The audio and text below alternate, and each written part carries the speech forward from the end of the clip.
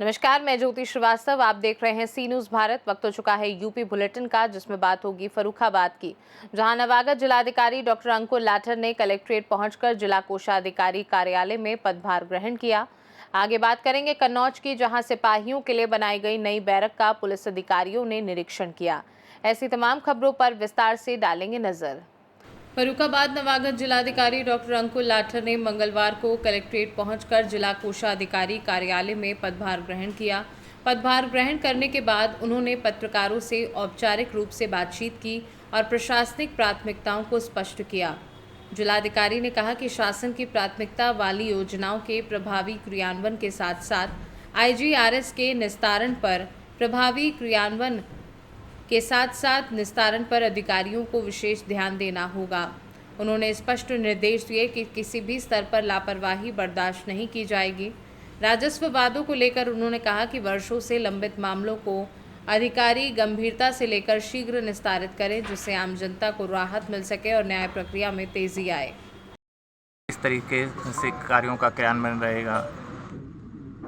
आज डीएम फर्रुखाबाद के पद पर मेरे द्वारा कार्यभार ग्रहण किया गया है। मेरे कार्यकाल के दौरान मेरा यही प्रयास रहेगा कि जो जनता की समस्याएं हैं उनको हम अच्छे से सुने, उनका निस्तारण समयबद्ध तरीके से हम करें और उसमें किसी भी प्रकार की लापरवाही ना करें। हमारी यही कोशिश रहेगी, कोई भी व्यक्ति यदि एक समस्या लेकर कलेक्ट्रेट आता है या किसी भी ऑफिस जाता है, केवल कलेक्ट्रेट की बात नहीं है, BDO ऑफिस जा रहा है या फिर तहसील ऑफिस जा रहा है, तो उसे दूसरी बार वहां के चक्कर ना लगाने पड़े। एक जनता के प्रति एक जो व्यवहार है सेंसिटिव, उसको हमें रखना होगा ताकि तभी समस्याओं का जो निस्तारण है वो समयबद्ध तरीके से हो सकेगा। यदि किसी अधिकारी द्वारा भी इस निस्तारण में किसी प्रकार की लापरवाही भी मिलती है तो उनके विरुद्ध भी कठोर एक्शन उसमें लिया जाएगा।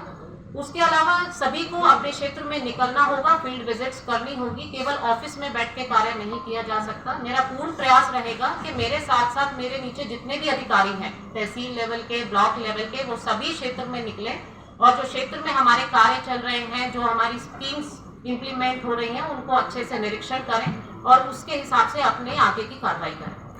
मैम, कुछ जगह यहाँ पर बहुत ज़्यादा क्रिटिकल हैं, जैसे हमारा NH है, एक नेशनल हाईवे है, उस पर दुर्घटनाओं का बहुत बड़ा नंबर है।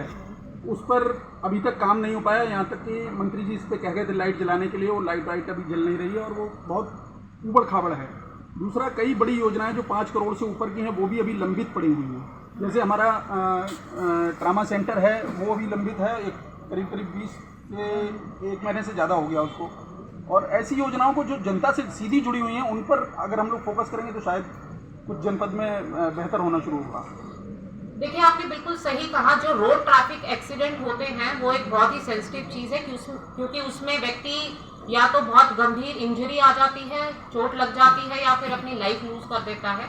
तो इसके संबंध में जिला स्तरीय एक रोड सेफ्टी मीटिंग होती है जिसमें सभी विभाग रहते हैं, पुलिस विभाग रहते हैं, RTO रहते हैं, NH के लोग भी रहते हैं। हमारा यही प्रयास रहेगा कि उस समिति के माध्यम से हम जितने भी ब्लैक स्पॉट हम उनको कहते हैं, जहां पर मैक्सिमम एक मानक होता है, जहां पर मैक्सिमम रोड ट्रैफिक एक्सीडेंट होते हैं, तो उन ऐसे ब्लॉक स्पॉट्स को चिन्हित करके वहां प्रॉपर एम्बुलेंसेस को हम वहां पर प्लेस किया जाएगा ताकि एक जो गोल्डन आवर है उसको हम कम कर सकें, समय से एम्बुलेंस प्राप्त हो सके और ऐसा नौबत ही ना आए। इसके संबंध में जैसे कि आपने कहा कि प्रॉपर लाइट की व्यवस्था हो, जो रोड किनारे टेपिंग की जाती है वो रहे और जितना भी हम रोड ट्रैफिक एक्सीडेंट से बचाने के लिए डिवाइडर, प्रॉपर U-टर्न हो, साइनेज बोर्ड्स हो, उन सब से संबंधित जो बातें हैं हम उस रोड सेफ्टी मीटिंग जो होगी जिला स्तरीय उसमें हम इसको निश्चित रूप से इम्प्लीमेंट करें। मैडम, आप भी डॉक्टर हैं और क्योंकि फर्रुखाबाद का जो स्वास्थ्य विभाग है वो लचर व्यवस्था पे चल रहा है,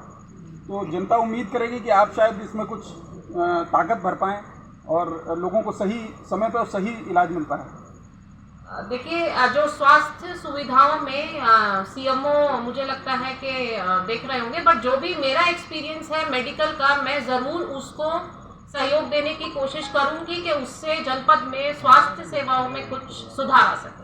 मैडम, प्राइवेट स्कूलों को लेकर बड़ी समस्याएं चल रही हैं फीसों की, और जो वाहन लगे हैं प्राइवेट स्कूलों में उनकी जो है मानक पूरे नहीं है, और कागज बेनिफिट है वो रोड पे दौड़ रहे हैं, बच्चों के साथ खिलवाड़ हो रहा, किस तरह की कार्रवाई होगी? उसके संबंध में एक हम शिक्षा बीएसए को बुलाकर, जो शिक्षा विभाग के लोग हैं, जो प्राइवेट स्कूल्स के प्रिंसिपल्स हैं, उसके संबंध में एक मीटिंग कर लेंगे और जानकारी प्राप्त करके उसमें उचित कार्रवाई किया जाएगा अगर कोई नियम विरुद्ध तरीके से कुछ गतिविधि हो रही है। Thank you ma'am, thank you. Farrukhabad से सीनू संवाददाता आदेश कुमार शर्मा की रिपोर्ट। कन्नौज के कोतवाली में सिपाहियों के लिए बनाई गई नई बैरक का आज पुलिस अधिकारियों ने निरीक्षण किया। निरीक्षण के दौरान पुलिस अधीक्षक विनोद कुमार, अपर पुलिस अधीक्षक अजय कुमार और क्षेत्राधिकारी तिरवा कुलबीर सिंह ने व्यवस्थाओं का जायजा लिया और आवश्यक दिशा निर्देश दिए। सदर कोतवाली प्रभारी जितेंद्र प्रताप सिंह की पहल पर तैयार की गई इस बैरक से अब पुलिसकर्मियों को ठहरने में काफ़ी राहत मिलेगी। पहले पर्याप्त सुविधाओं के अभाव में सिपाहियों को कठिनाइयों का सामना करना पड़ता था। नई बैरक में साफ सफाई, पेयजल और अन्य मूलभूत सुविधाओं का विशेष ध्यान रखा गया है, जिससे ड्यूटी के दौरान पुलिसकर्मियों को बेहतर और व्यवस्थित माहौल मिल सकेगा। अधिकारियों ने इस पहल की सराहना करते हुए कहा कि इससे पुलिस बल की कार्यक्षमता में सुधार होगा। कन्नौज से सीनू संवाददाता सीबू सैनी की रिपोर्ट। महाराजगंज जनपद के अड्डा बाजार स्थित चंपा देवी लिटिल फ्लावर स्कूल में डायरेक्टर आशीष वरुण के नेतृत्व में वार्षिकोत्सव बड़े ही धूमधाम और उल्लास के साथ संपन्न हुआ। कार्यक्रम का शुभारंभ मुख्य अतिथि प्रेस क्लब ऑफ महाराजगंज के जिलाध्यक्ष एवं वरिष्ठ पत्रकार अमित त्रिपाठी तथा संरक्षक राहुल त्रिपाठी द्वारा दीप प्रज्वलन कर किया गया।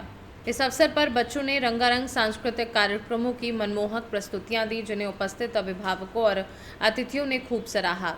कार्यक्रम में पत्रकार अंगद शर्मा, संजय जायसवाल, रोहित कन्नौजिया, अमित श्रीवास्तव सहित कई गणमान्य लोग उपस्थित रहे। इस दौरान उपस्थित सभी पत्रकारों को अंग वस्त्र एवं ट्रॉफी देकर सम्मानित किया गया। कार्यक्रम के अंत में उत्कृष्ट प्रदर्शन करने वाले छात्र छात्राओं को भी पुरस्कृत किया गया। विद्यालय परिवार ने सभी अतिथियों एवं अभिभावकों के प्रति आभार व्यक्त किया। महाराजगंज से सीनू संवाददाता अंगद शर्मा की रिपोर्ट। मुरादाबाद के थाना सिविल लाइन क्षेत्र अंतर्गत चक्कर की मिलक मोहल्ले में हुए सनसनीखेज डबल मर्डर केस में पुलिस ने बड़ी कार्यवाही करते हुए एक और आरोपी को मुठभेड़ के बाद गिरफ्तार कर लिया है। घटना एक दिन पहले की है, जब एक दंपत्ति पर चाकू से ताबड़तोड़ हमला कर उनकी निर्मम हत्या कर दी गई थी। इस वारदात से पूरे इलाके में दहशत फैल गई थी। पुलिस ने उसके पास से एक अवैध तमंचा, कारतूस और नकदी भी बरामद की है। एसपी सिटी कुमार रणविजय सिंह ने जिला अस्पताल में घायल आरोपी से पूछताछ की, जिसमें कई अहम सुराग सामने आए हैं। पुलिस जांच में स्पष्ट हुआ है कि इस डबल मर्डर के पीछे संपत्ति विवाद मुख्य कारण था। बताया गया कि मृतक दंपत्ति ने कुछ समय पहले एक जमीन खरीदी थी, जिसे लेकर पूर्व मालिक पक्ष से पैसों और स्वामित्व को लेकर लंबे समय से विवाद चल रहा था। इसी रंजिश के चलते आरोपियों ने योजनाबद्ध तरीके से दंपत्ति की हत्या की। पुलिस के अनुसार अन्य फरार आरोपियों की गिरफ्तारी के लिए लगातार दबिश दी जा रही है। किया गया, किस तरीके से उसने घटना को अंजाम दिया था, क्या पूरा मामला है? देखिए, कल थाना सिविल लाइन क्षेत्र में जो चक्कर की मिलक एरिया है, मोहल्ला है, वहाँ पर एक पति पत्नी के ऊपर चाकू से हमला किया गया था। दोनों गंभीर रूप से घायल हो गए थे और कुछ देर के बाद उन दोनों की मृत्यु हो गई थी। उसके बाद उनके परिवारीजनों की तरफ से 5 उसमें नामजद व्यक्ति और एक अज्ञात व्यक्ति के विरुद्ध तहरीर दी गई थी और उसके बाद अभियोग पंजीकृत किया गया था। उसमें एक व्यक्ति को हम लोगों ने, जो मुख्य आरोपी था फ़हीम, उसको अरेस्ट करके जेल भेज दिया था और बाकी की तलाश के लिए हमारी टीम लगी हुई थी। आज उसमें एक नामजद अभियुक्त अनस के मूवमेंट के बारे में सूचना मिली थी कि वो अगवानपुर चौकी क्षेत्र में वो कहीं मूवमेंट है उसका। हमारी टीम चारों तरफ लगी हुई थी। वहाँ जो रिंग रोड बन रहा है, वहाँ पे एक निर्माणाधीन पुल है। उस पुल के पास एक संदिग्ध व्यक्ति दिखाई दिया और उससे रोक करके पूछताछ करने का प्रयास किया गया, लेकिन वो पूछताछ करने के दौरान उसने वहाँ से भागा और उसके बाद पुलिस के ऊपर उसने अटैक किया। जब भी कार्रवाई उसमें घायल हुआ, उसको तत्काल हम लोग यहाँ अस्पताल ले आए। उसका अभी यहाँ ट्रीटमेंट चल रहा है। उससे पूछताछ की गई, उसने अपना नाम मानस बताया है और जो कल घटना घटी थी उसमें वो शामिल था। इसमें बाकी जो अन्य विधिक कार्रवाई वो की जा रही है। इसके पोजीशन से एक तमंचा और प्लस कुछ जिंदा कारतूस, अवैध जो कुछ खोखे कारतूस बरामद हुए हैं। कुछ पैसे भी इसके पोजीशन से बरामद हुए हैं। बाकी इसमें अन्य जो वैधानिक कार्रवाई है वो की जा रही है। हत्या की क्या वजह सामने आ रही है? देखिए, इसमें बेसिकली संपत्ति विवाद था। उसमें जो मृतक थे उन लोगों ने एक ज़मीन खरीदी थी और जिन लोगों से ज़मीन ली थी उस ज़मीन को लेकर के और कुछ पैसे के लेन देन को लेकर के इन लोगों के बीच में विवाद था और उसी को लेकर के उसके ऊपर अटैक किया गया था। कोई क्रिमिनल रिकॉर्ड सर इसका अभी तक? इस छानबीन की जा रही है इसका। मुरादाबाद से सीनू संवाददाता राजकुमार की रिपोर्ट। वाराणसी आईपीएल में अपनी टीम की पहली जीत के बाद क्रिकेटर रिंकू सिंह काशी पहुंचे। यहां उन्होंने अपनी मंगेतर प्रिया सरोज के साथ काशी विश्वनाथ टेंपल में बाबा विश्वनाथ के दर्शन किए। दर्शन के बाद दोनों ने दशाश्वमेध घाट पर आयोजित भव्य गंगा आरती में भी हिस्सा लिया और मां गंगा की पूजा अर्चना की। गौरतलब है कि रिंकू सिंह और प्रिया सरोज की सगाई पहले ही हो चुकी है, जिसके बाद से ये जोड़ी लगातार चर्चा में बनी हुई है। काशी में दोनों की मौजूदगी को लेकर उनके प्रशंसकों में खासा उत्साह देखने को मिला। वाराणसी से सी न्यूज़ संवाददाता अमित कुमार की रिपोर्ट। यूपी बुलेटिन में फिलहाल के लिए इतना ही। बने रहिए सी न्यूज़ भारत के साथ। हर खबर आपके साथ, आपके हाथ।